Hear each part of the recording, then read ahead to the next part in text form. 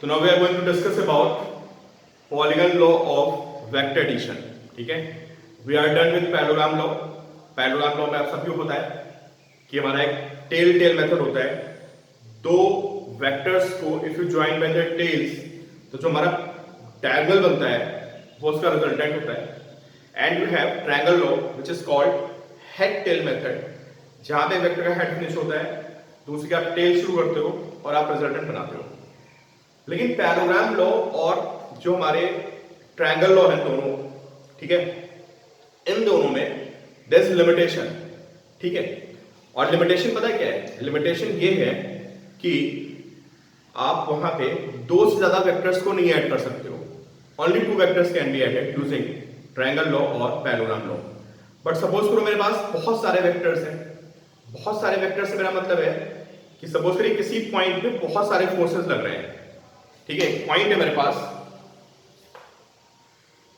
And at this point more than 2,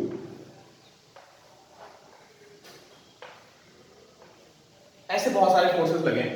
ठीक है, और मुझे इनका रिजल्टेंट फाइंड करना है। मुझे इनका रिजल्टेंट फाइंड करना है, तो रिजल्टेंट फाइंड करने के लिए मैं क्या करूंगा? देखिए, I will use polygon law. Polygon law is nothing but expansion of triangle law. एक बार अपनी कॉपी पीछे चेक करिए और देखिए ट्रायंगल लॉ में वेक्टर्स को हम कैसे ऐड करते थे।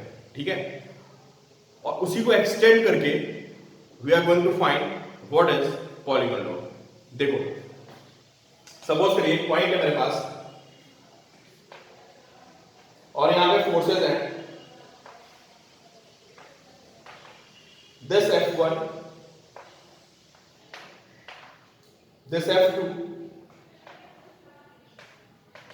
this F3, this F4। ठीक है, मुझे ये सारी फोर्सेस ऐड करनी है। तो देखो मैं क्या करूंगा, सबसे पहले मैं F1 F2 को ऐड करूंगा। ठीक है, यूजिंग ट्रायंगल लॉ। देखिए पॉलीगन लॉ में क्या है, एक ट्रायंगल लॉ का एक्सपेंशन है। तो अगर मुझे फोर्सेस ऐड करनी है F1 F2 F3 F4, तो सबसे पहले मैं F1 F2 को ऐड करूंगा यूजिंग ट्रायंगल लॉ। आप लोग ऐड करना शुरू करिए और बताइए मुझे F1 F2 का रिजल्टेंट क्या आ रहा है।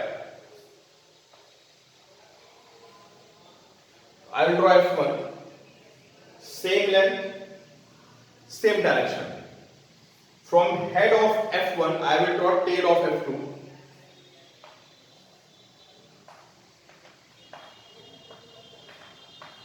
And you can see this will be resultant.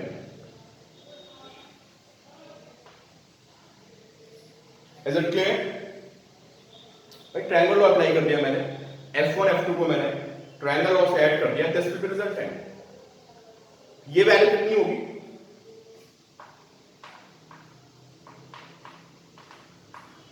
This will be F1 plus F2। अब क्या हुआ, जो F1 प्लस F2 का रिजल्टेंट आया है वहां पे आई विल ऐड F3। समझ गए? जो F1 F2 का रिजल्टेंट आया है वहां पे आई विल ऐड F3। ये रहा F3। अब मुझे इसको F1 प्लस F2 में ऐड करना है, मुझे सारे ऐड करने हैं। समझे? पहले मैंने F1 प्लस F2 फाइंड किया, अब मैं इसमें क्या ऐड करूंगा? मैं इसमें F3 ऐड करूंगा। This F3। तो जहां पे F1 प्लस F2 का जो रिजल्टेंट ऐसे आया है, दिस, यहां पे आई विल ऐड F3। ये F3 है,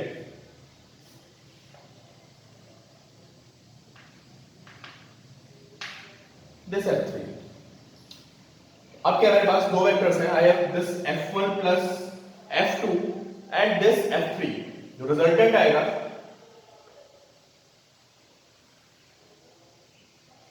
दिस विल बी रिजल्टेंट। और ये वैल्यू कितनी होगी? ये होगी हमारी F1 plus F2 plus F3। ये F1 प्लस F2 था, मैंने इसमें F3 ऐड किया, तो this will be F1 plus F2 plus F3।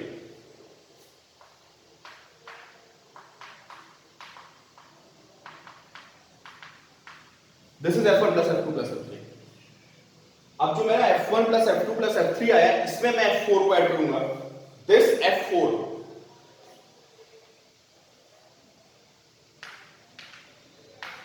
This F4, so this will be resultant। ये एरो क्या शो कर रहा है? ये एरो शो कर रहा है F1 plus F2 plus F3 plus F4. Is it clear और नॉट? Any doubt?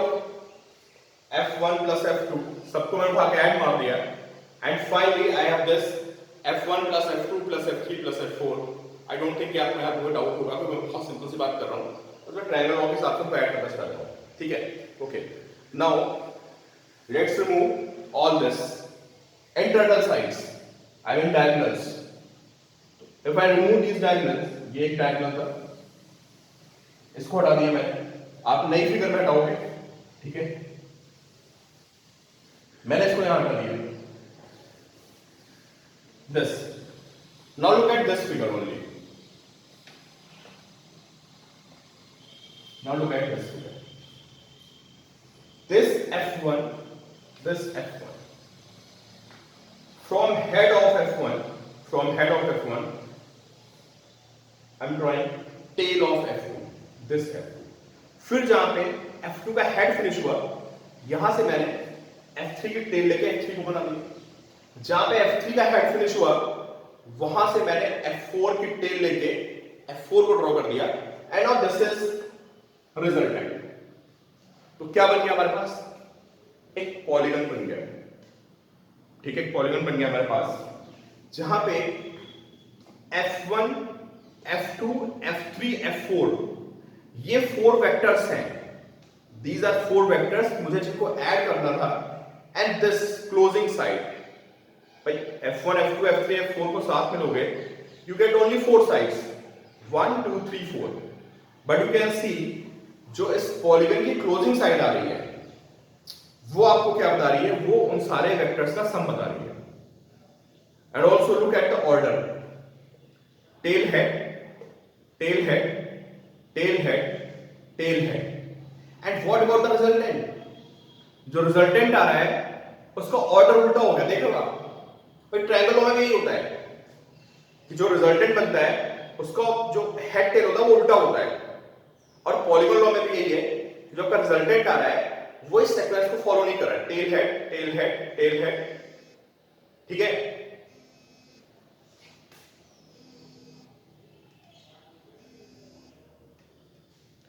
क्लियर? बात समझ आ रही है? तो अब लिखिए व्हाट इज पॉलीगन, इसको डिफाइन करिए. लिखने को आएगा तो हाउ टू राइट. लिखिए, आप समझ गए ना? मैं फिर से बोल रहा हूं कि इसकी 4 साइड्स 1, 2, 3, 4 जो 4 साइड्स हैं वो क्या शो कर रही हैं? वो वेक्टर्स को शो कर रही हैं, और जो क्लोजिंग साइड है वो रिजल्टेंट को शो कर रहा है. जो क्लोजिंग साइड है वो रिजल्टेंट को शो कर रहा है. राइट? तो लिखिए आप, लिखिए if sides of A polygon, note down please, notes पे लिखिए आप. If sides of a polygon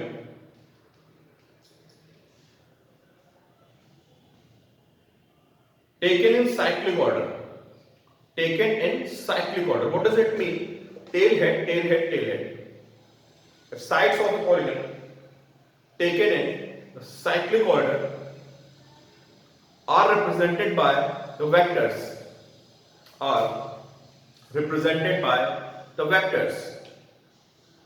Sides of a polygon taken in cyclic order are represented by the vectors. Then what? Then closing side this. Then closing side taken in reverse order. Then closing side this. Closing side taken in reverse order represents resultant of vectors. Are you getting my point? हमारी closing side है in the reverse order, ये क्या बताती है? ये उन सारे vectors का रिजल्टेंट बताती है. Nothing but just triangle law का एक्सपेंशन हो गया. ठीक है, और कितने भी वेक्टर्स हो आप सारे वेक्टर्स को ऐड कर सकते हो. Is it clear?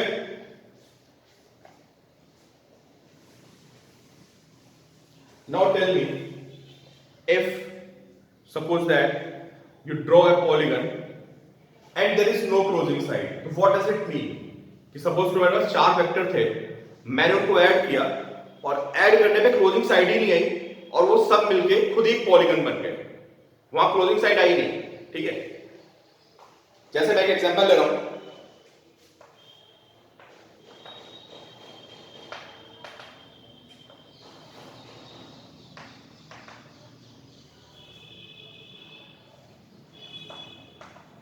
दिस आप देख सकते हो F1 F2 F3 F4 सारे मिलके बंद हो गए और क्लोजिंग साइड बनी नहीं, मतलब वहां कुछ ओपन रही नहीं है।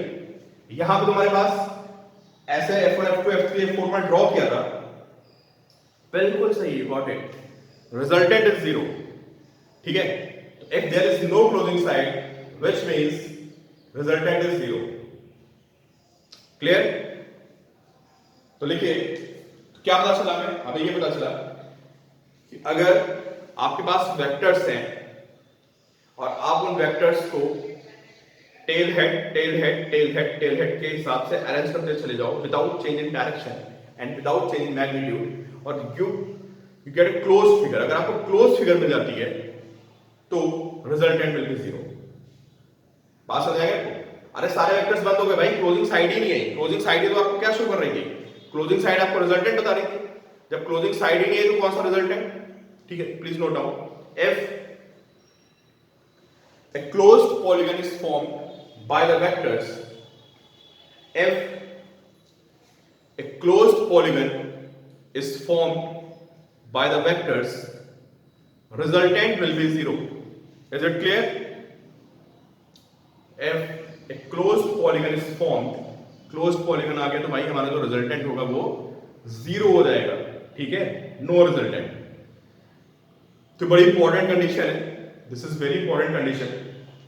हियर कहीं पे बहुत सारे हमारे वेक्टर्स हैं, उनका रिजल्टेंट जीरो है ना, तो जब उनको हम ड्रॉ करते हैं तो दे form a close figure. In case of, इसी में अगला पॉइंट लिखिए जो कि आपको पहले से पता है, मैं आपको कल बता चुका हूं। ठीक है, in case of three vectors, in case of three vectors if resultant is zero, क्या बनेगा बताइए? In case of three vectors, if resultant is zero, you will get a triangle in cyclic order, right? In case of three vectors, if resultant is zero, we get a triangle in cyclic order. Don't forget to add cyclic order. Tail head, tail head, tail head, and that will be closed figure. बात समझ आ रही है?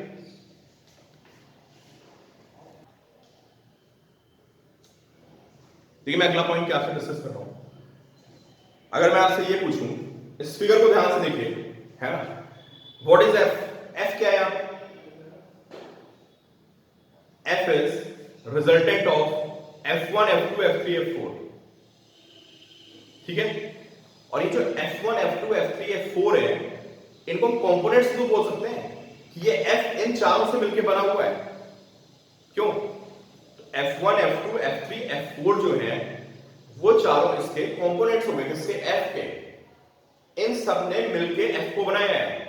तो अगर मैं आपसे पूछूं कि एक वेक्टर के कितने कंपोनेंट्स पॉसिबल हैं, हाउ मेनी कंपोनेंट्स, तो आपका आंसर क्या होगा? थिंक अबाउट इट, कि अगर एक वेक्टर है, मैं पूछूं अगर मैं इसको कंपोनेंट्स से मिलकर बनाऊं तो कितने कंपोनेंट्स पॉसिबल है वेक्टर के? How many components? इनफाइनाइट। क्यों? Infinite components. भाई अगर मुझे वेक्टर बनाना है f, कितने कॉम्बिनेशन बन सकते हैं? थिंक अबाउट इट, बहुत सारे कॉम्बिनेशन बन सकते हैं। भैया ऐसे ना होके कुछ भी बना सकते हो आप।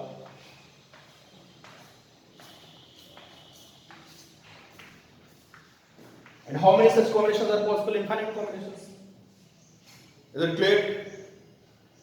एक वेक्टर के कितने कंपोनेंट्स हो सकते हैं? एक वेक्टर के we can have infinite components. इसको नोट करो, इसको नोट करिए कॉपी में। ये इंपॉर्टेंट पॉइंट है कि vector can have infinite components. तो बहुत सारे कंपोनेंट्स होते हैं, बस फाइनली ये आना चाहिए। And you have infinite number of combinations. To get this, you have infinite number of combinations. I guess आपको बात समझ में आ गई होगी, ठीक है? And what about rectangular components? How many rectangular components are possible? What are rectangular components? when you divide a vector on x and y axis, जब आप वेक्टर को x और y पे डिवाइड करते हो तो जो कंपोनेंट्स बनते हैं उनको हम क्या बोलते हैं? They are called rectangular components. This angle is theta. You all know a cos theta. This a sin theta. So how many rectangular components are possible? Only two. If x and y axis are fixed, अगर हमारी x और y axis fixed है, we are not changing axis, taking a fixed axis.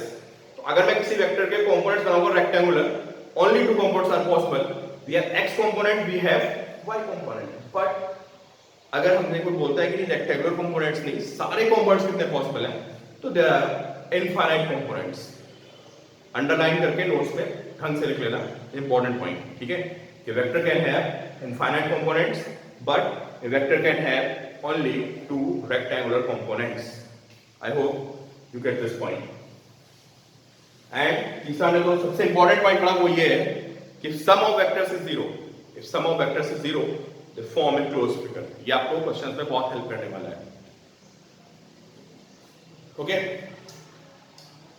चलिए एक आपने question और है, बहुत अच्छा क्वेश्चन है, नोट करिए कॉपी में please. Note and copy pen से, ये इंपॉर्टेंट पॉइंट है. Can sum of three non coplanar vectors be zero? Can sum of three non-coplanar vectors be zero? And what are non-coplanar vectors? What are coplanar?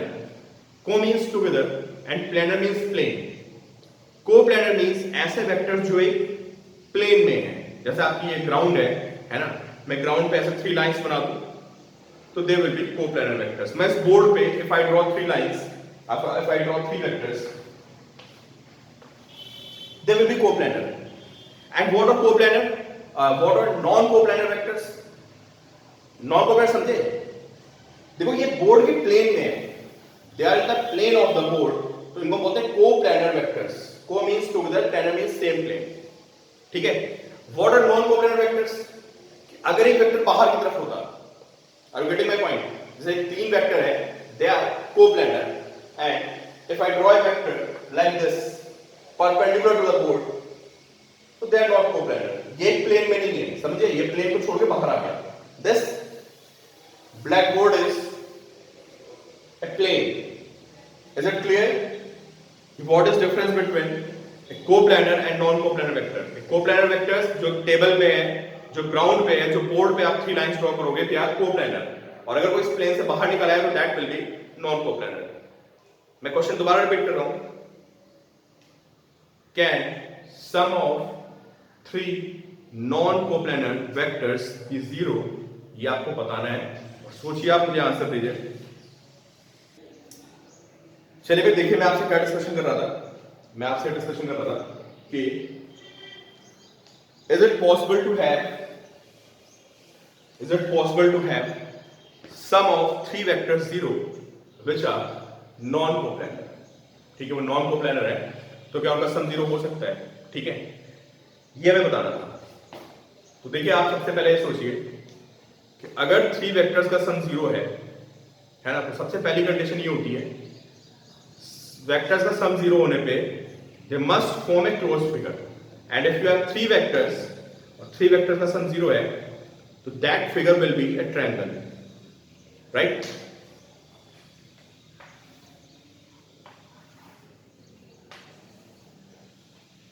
If we have three vectors like this, they form a closed figure and their sum will be zero. The sum zero हो जाएगा. And now you can see कि triangle में तीनों sides एक plane में होती है, कोई ऊपर नीचे नहीं होती है. समझ गए? तो सीधी सी बात है कि अगर हमारे पास थ्री वेक्टर्स हैं और उनका सम जीरो है तो उनको एक ट्रायंगल बनाना पड़ेगा. और ट्रायंगल कैसी फिगर होती है? Triangle is a planar figure, वो प्लेन में होती है. बस वेरी इंपॉर्टेंट पॉइंट, कॉम्पिटिशन में बहुत पूछा जाता है. ठीक है, आपको पता होना चाहिए कि sum of three non coplanar vectors can not be zero as triangle is not a planar figure. and they must form a triangle in the cyclic order in order to get zero resultant. बात clear?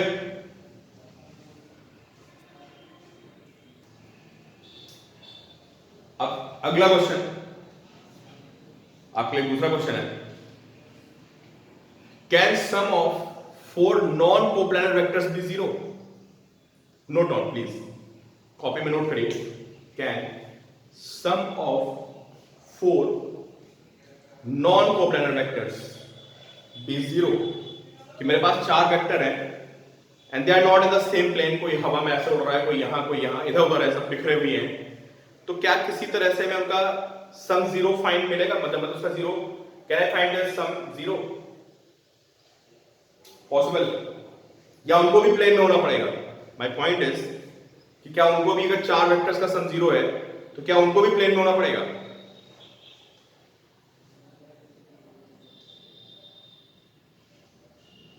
सोचिए आप। तो बात यह है कि अगर आपके पास वेक्टर्स का सम जीरो है ना, अब देखिए ये 2 वेक्टर्स हैं,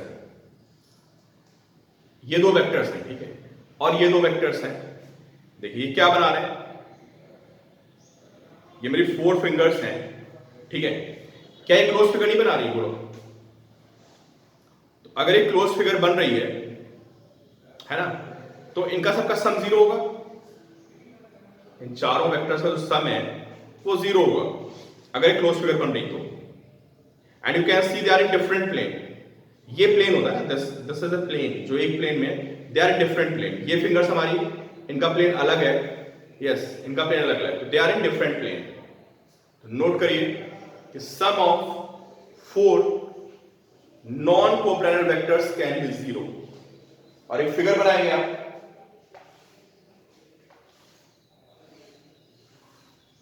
लाइक दिस, समझ गए? ये हवा में है दोनों ऐसे, 2 इधर 2 इधर, they are in different plane but they form a close figure, तो सम कैन बी जीरो। ऐसे साइक्लिक ऑर्डर में। बात समझ आ गई? ठीक है, चलिए एक पॉइंट और कॉन्सेप्ट देखते हैं। ठीक है आदित्य, बिल्कुल कोई टेंशन मत लो, हो जाएगा सर। देखिए देखिए आप लोग,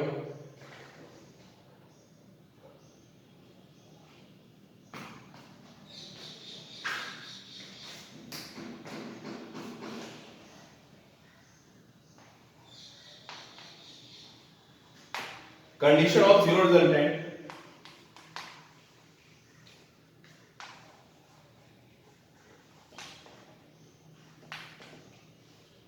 if vectors are equal in magnitude,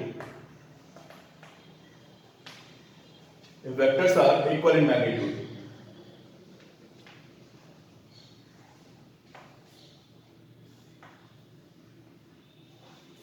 ठीक है। अब ये बताइए मुझे, 2 वेक्टर्स का सम जीरो कब होगा? 2 वेक्टर्स का सम जीरो कब होगा? if they are equal and opposite, ठीक है। if we have 2 vectors,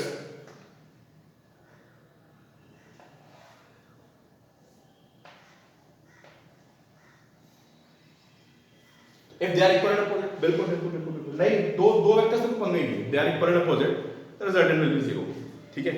if we have 3 vectors, then 3 vectors का जीरो कब होगा पता है? if they form a right angle triangle, नहीं right angle में क्या बोलूंगा, if sum of 3 equal vectors is zero, they must form a closed figure and that closed figure will be equilateral triangle, बिल्कुल। तो if we have 3 vectors,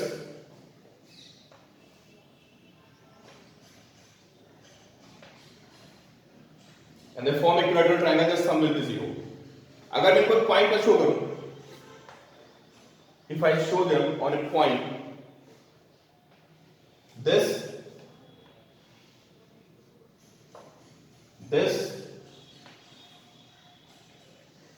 and this,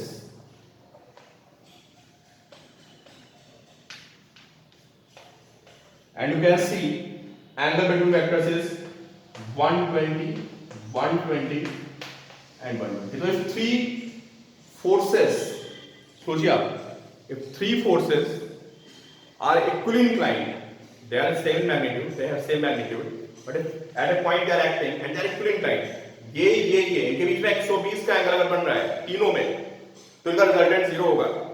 और अगर मैं इनको एक मतलब क्लोज फिगर बनाने की कोशिश करूं तो I will get a triangle. Is it clear? ठीक है, तो sum of three vectors is 0, तो they are inclined at 120 each. होगा क्या पता है?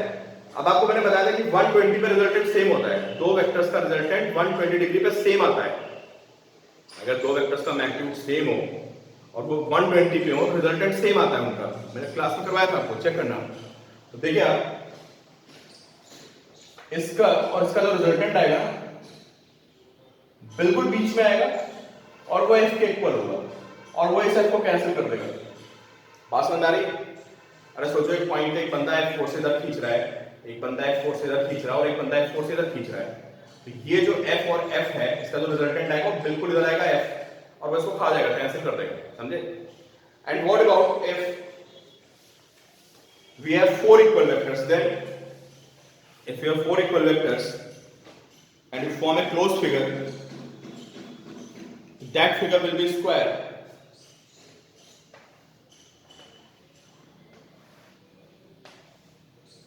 The sum will be 0, and if I draw them at a point,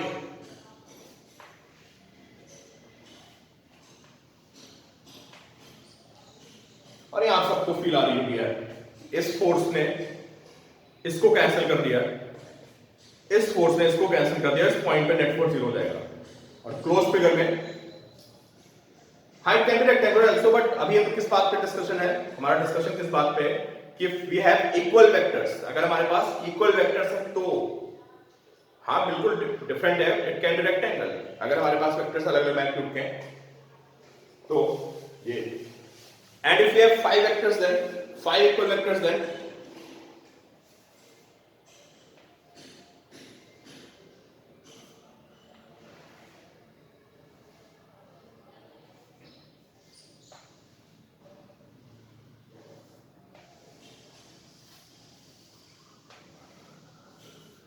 that will be pentagon, all equal sides, the sum will be 0, and if you draw at a point,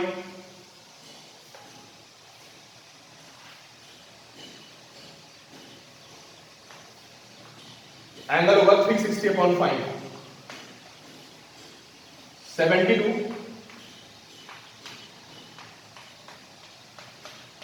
70। समझ गया? पांचों vectors में आपस में 72 का angle होगा, and resultant will be 0। तो आपको बात समझ आ गई कि अगर हमारे पास कितने वेक्टर्स हैं, 5 वेक्टर्स हैं, है ना, तो क्या बनाएंगे, एक पेंटागन बनाएंगे और एक पॉइंट पे ड्रॉ करोगे तो 72 का एंगल बनेगा।